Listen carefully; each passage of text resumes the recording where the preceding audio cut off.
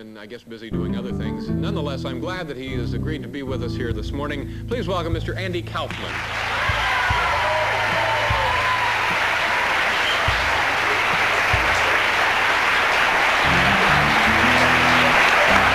Andy, thank you, sir.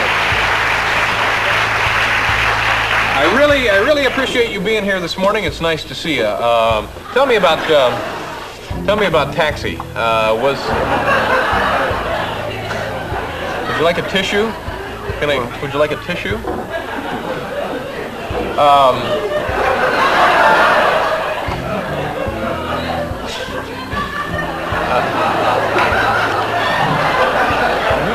Yeah, give me that. Thank you. Have a little, just a little bit or something in here.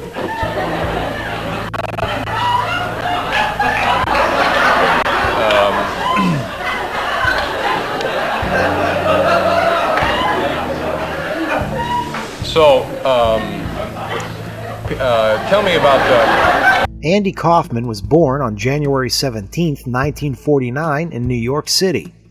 To Janice, a homemaker and former fashion model, and Stanley Kaufman, a jewelry salesman. Andy was raised along with his younger brother Michael and sister Carol in Great Neck, Long Island. From a young age, Kaufman demonstrated a natural talent for performance, entertaining children at birthday parties by playing records and showing cartoons. By age 9, he was already performing at local events, a precursor to the eccentric and boundary-pushing performances that would later define his career. Kaufman spent much of his youth immersed in creative endeavors, writing poetry, stories, and even an unpublished novel titled The Hollering Mangoo, which he completed at just 16 years old. He would even have an interest in music, which was sparked by a visit from Nigerian musician Babatunde Altinji to his school, after which Kaufman began playing the Congas, adding yet one more layer to his burgeoning artistic identity.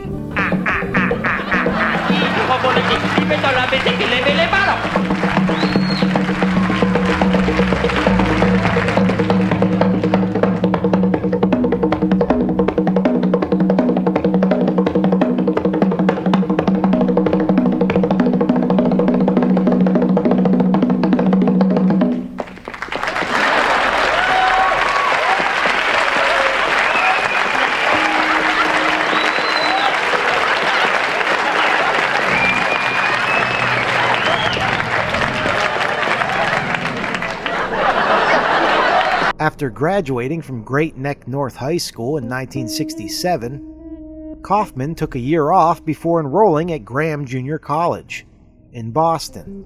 There he studied television production. It was at this time that he starred in his own campus television show, Uncle Andy's Funhouse, which provided an early glimpse to his unique style of humor, blurring the lines between reality and performance. In August of 1969, Andy hitchhiked to Las Vegas in an attempt to meet Elvis Presley, a figure who would later become central to his act. This encounter, and his time performing in coffee houses, as well as small clubs on the East Coast, shaped the development of his comedic style, which was always more about the performance than the punchline. We're recording, and if you'd like to say a few things, we're ready.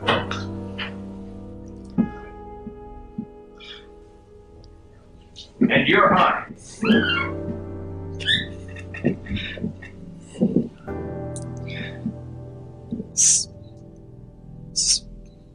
Spring was never waiting for us, girl. It ran one step ahead as we followed in the dance between the parted pages and were pressed in love's hot fevered iron like a striped pair of pants. MacArthur's Park is melting in the dark, all the sweet cream icing flowing down. Someone left the cake out in the rain. I don't think that I can take it, 'cause it took so long to bake it, and I'll never have that recipe again. Oh no. Yes, I recall the yellow cotton dress flowing on the ground like a wave around your knees, the birds like tender babies in your hands, the old men playing checkers by the trees. MacArthur's Park is melting in the dark. all the sweet cream icing flowing down. Someone left the cake out in the rain. I don't think that I can take it, 'cause it took so long to bake it, and I'll never have that recipe again. Oh no.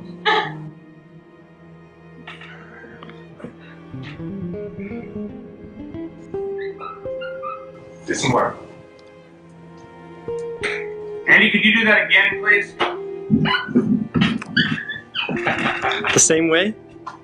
Oh, exactly. Same if you can. With that came Kaufman's big break. That was when he created the character of the Foreign Man, a meek, high-pitched figure with a thick, intermediate accent who claimed to be from Caspar, a fictional island in the Caspian Sea. The character was deliberately awkward and out of place, a comedic misfit who would stand on stage and tell intentionally bad jokes, only to surprise the audience with a spot-on Elvis Presley impersonation by the end of it. Kaufman is with us tonight, and Andy has... It's a little difficult to explain what Andy does. He will do it when he comes out, and in his continuing effort to succeed in show business, he's finished taping his very first television special for another network. Would you welcome Andy Kaufman?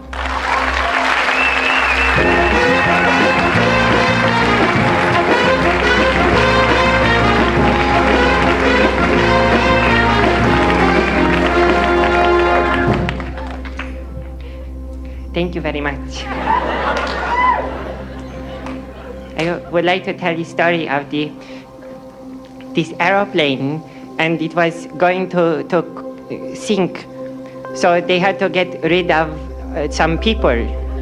So first, this man from Texas, he jumped out of the aeroplane, and as he jumped out, he said, "Remember the Alamo." And then the second man, he was from France. So as he jumped, he said, "Viva la France!" So wait. So then the man, it was only a man from England and a man from New York. So the man from England pushed out the man from New York, and as he pushed him, he said something that it was very funny, but I don't remember what it was. But it was very funny. Thank you very much. And now, last but not to be the least, I would like to imitate the Elvis Presley.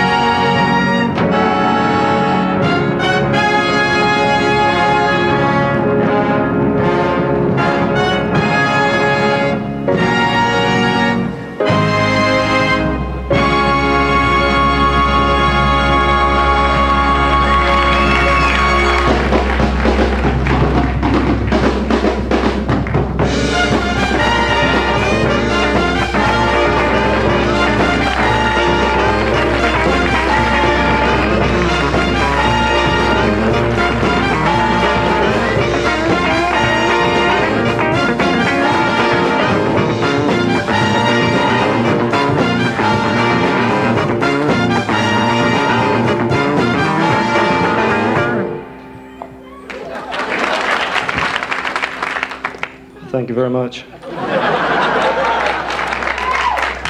You can all just stare at me while I catch my breath. I'd like to do one of my biggest records for you. Of course, all of them the same size. One of the first songs I ever recorded was back in 19 27, I think it was. Went something like this. 1, 2, 3, 4, 1, 2, 3. His character quickly became a signature of Kaufman's early act, especially his Mighty Mouse routine, where he would stand perfectly still on stage, only moving to lip-sync the line, "Here I come to save the day," from the theme song of the Mighty Mouse cartoon. Kaufman's portrayal of Foreign Man was a hit in New York City's comedy clubs, and it caught the attention of Bud Friedman, the owner of the Improv, one of the city's most prestigious comedy venues. It was here that Kaufman honed his act, consistently subverting audiences' expectations with his strange mix of ineptitude and brilliance. Thank you very much. It's true, about 10 years ago, I auditioned at the Improvisation and in front of Bud Friedman, and I didn't make it, and I was thrown out. And but since then, Bud has given me a lot of support and help whenever the chips were down, and encouragement, and I owe a great deal to him. And I'd like to do for you right now the bit which got me thrown out of the Improv 10 years ago. And I haven't done it since, and although I have tried it a few times and it never has worked. But I'd like to do it for you tonight. It's called, it used to be called Eating Dinner, and I changed it recently to Eating Ice Cream. So I'd like to do it for you now.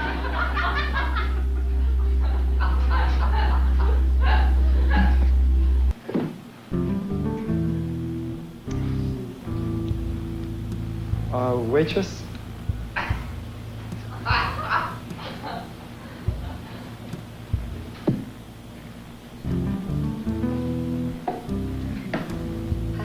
Hi. Could I see the menu, please? Okay, thank you.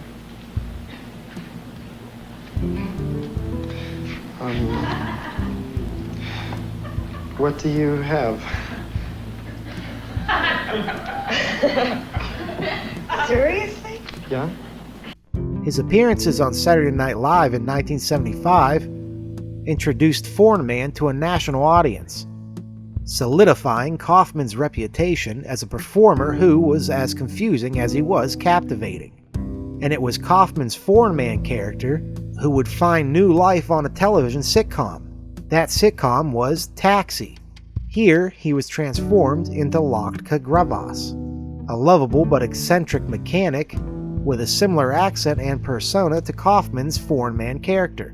From 1978 to 1983, Kaufman appeared in 79 episodes of Taxi, a role that earned him widespread recognition and critical acclaim.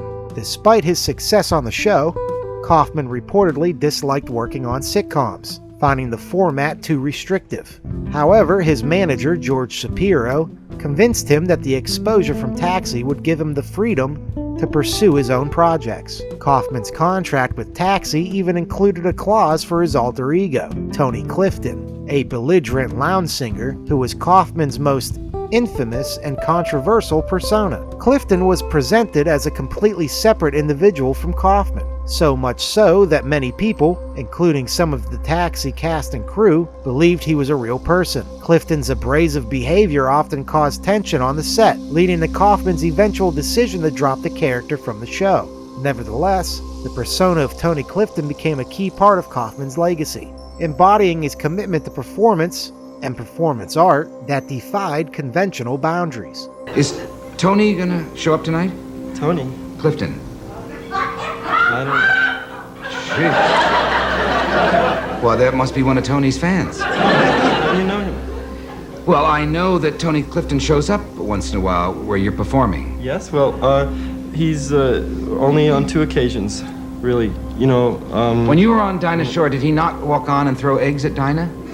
Okay, what I heard was that Tony Clifton was on the Dinah Shore show, and he threw eggs at Dinah, and he was very rude, and he was late, and he had to be carried out by security guards, and he was mean to the audience, And what happened was, being that there's this rumor going around town that I'm him. Everybody says you are. I know. Tony And Clifton. so they, all of a sudden in all the papers it said Andy Kaufman went on the Dinah Shore show and threw eggs at her and was carried off by security guards, but I wasn't there. Now, the thing is, the reason that this got started was because in 1969, I went to Las Vegas to see Elvis Presley, and in the lounge the next day I saw Tony Clifton, who I didn't know who he was, but I just thought he was really funny guy. So a few years later in New York, I started imitating him, and as the years went on, I started putting on makeup and doing him as a character. But it was really an imitation of this guy I had seen. Now, about 2 years ago in the Comedy Store in Los Angeles, I played there for 4 nights, and I would open for myself. I would put on a wig and makeup and come out, and some people didn't know it was really me, but many people did. However, for one night, I thought for a joke, I'll get the real guy. Oh, I was there. You were there? I saw Tony Clifton open for you. Uh-huh. That was just that one night he did. No, well, 3 of those nights it was me, and one of them it was him. I don't know which one you were there, but anyway. Well, I saw him. What happened was everybody... What happened was everybody... She may buy this, but I don't buy it at all. No, but what happened was everyone Name somebody who's ever seen you together.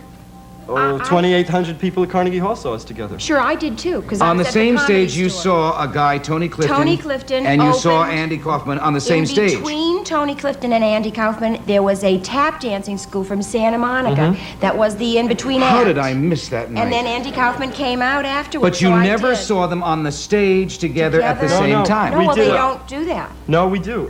You do? I didn't see The only other time I ever worked with him was at the Huntington Hartford in Los Angeles and Carnegie Hall in New York. And it's on tape. It's been shown on the cable TVs at home. The Carnegie Hall concert has at the end, Tony Clifton and I do a duet together. We sing Nothing Could Be Finer Than to Be That's so Carolina. simple. I could do a duet with myself right now here. How? But through the wonderful sophistication of our TAV equipment. Okay, fine, but 2,800 people who were witnesses there, live in the place, saw it. They'll swear to you that that's what they saw. I mean, there was me and Tony Clifton doing a duet together. But why would he, if you were booked on the Dinah Shore show, why would he go over and throw eggs at Miss Shore? What I don't really know. Lovely lady. I don't know. All I know, what I think happened was that the Dinah Shore people probably presumed or assumed that it was me when they booked him, because the rumor is that I'm him. So when they said, oh, we would like Tony Clifton, they probably thought that they were getting me in disguise. And what happened was they got the real guy, and he just totally tore the place into shambles. This is true. You can have him on your show, and you tell me, see for yourself if you think it's me. I assure you, you won't. I would love to have him on my show. Can you arrange it? I can't arrange it, but you can find out who his agent is and just go ahead and arrange it. Where's he appearing right now, for example? I have no idea. I don't hardly know him. Sure. All I've done is talk to him a few times, hello, goodbye, when he works with me, and that's it. I hardly know him. How come you never blink? I don't know. During his time on Taxi, Kaufman was nominated for 2 Golden Globe Awards for Best Supporting Actor in 1979 and 1981, respectively, further cementing his place in television history. But it was in 1983, at the height of his career, that Andy Kaufman was diagnosed with a rare form of lung cancer, known as large cell carcinoma. The diagnosis was shocking to many, as Kaufman was not a smoker, and he kept his illness private from all but his closest friends and family. Despite the severity of his condition, Kaufman continued to perform and make public appearances, maintaining the same enigmatic and unpredictable persona that had defined his career. Kaufman sought out alternative treatments, including a trip to the Philippines for psychic surgery, a controversial and now discredited procedure in which practitioners claim to remove tumors using their bare hands. Kaufman's decision to undergo this treatment, despite its dubious nature, was in keeping with his lifelong fascination with the unconventional and the strange. On May 16, 1984, Andy Kaufman died at Cedars-Sinai Medical Center in Los Angeles, California. The official cause of death was kidney failure, resulting from metastasized lung cancer. His death was met with disbelief and sorrow, particularly because so many people were unaware of his illness. A memorial service was held in his honor, where friends and family gathered to remember a man who had reshaped the landscape of comedy performance. Now, you were the balance on the show. Yeah. You were the sane one. Yeah, that's what I had me. You brought sense to that cast. What was Andy Kaufman like? It was about the most normal human being I ever met. I mean, nothing like any of us. The most normal person, because if you talked to him, there was nothing weird about him. He didn't even express weird thoughts. Never did. Only when he performed. You know, I wrote an article about him. They asked me, I was the only one. They asked me to write my memory of Andy Kaufman. I said, I don't even know him. I really don't. We never spent any time together. I don't know. They said, write that. So I wrote this article on him. It was called,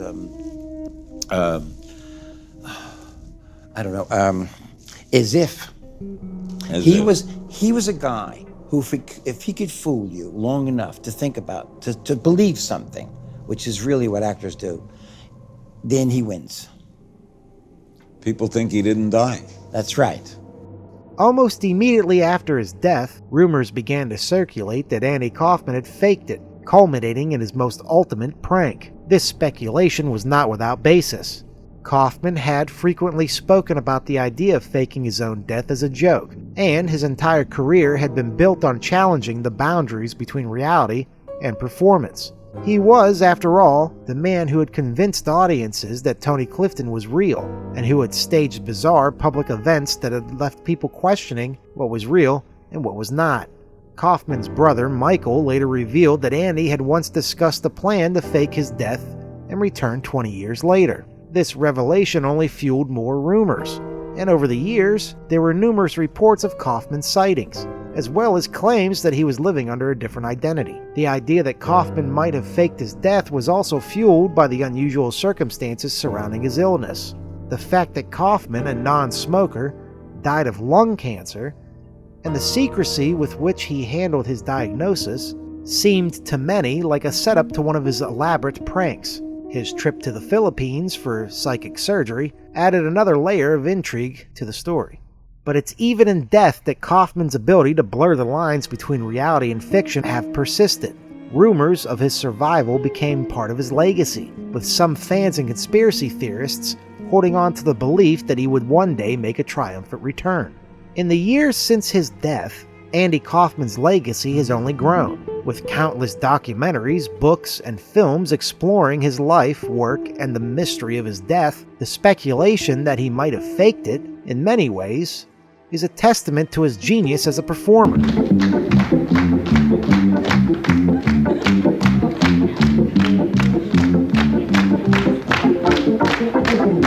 Direct from Andy Kaufman's parents' house in Westbury, Long Island, it's time for Uncle Andy's Funhouse!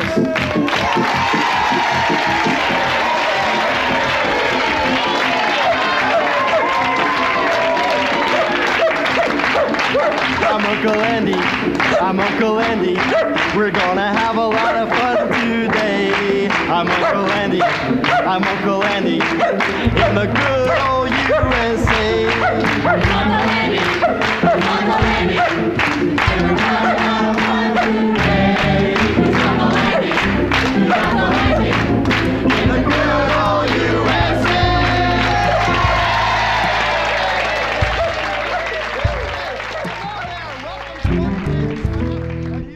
Andy Kaufman's entire career was about making people question reality, about pushing the boundaries of what was considered comedy, and about leaving audiences in a state of confusion, wonder, and sometimes discomfort.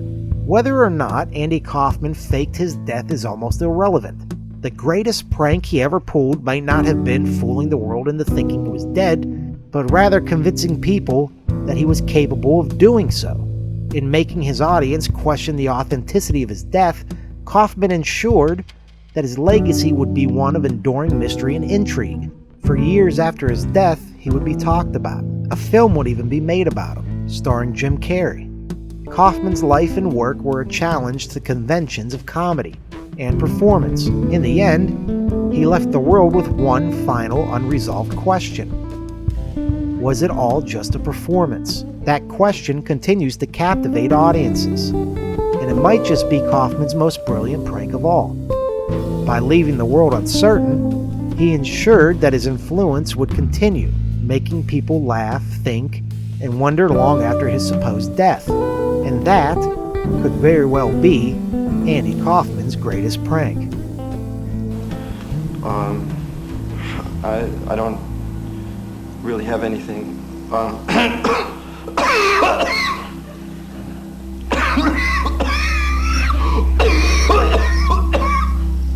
So anyway, if anybody could, I know this sounds like a cliche, but if you could, any extra money that you have, I would appreciate it.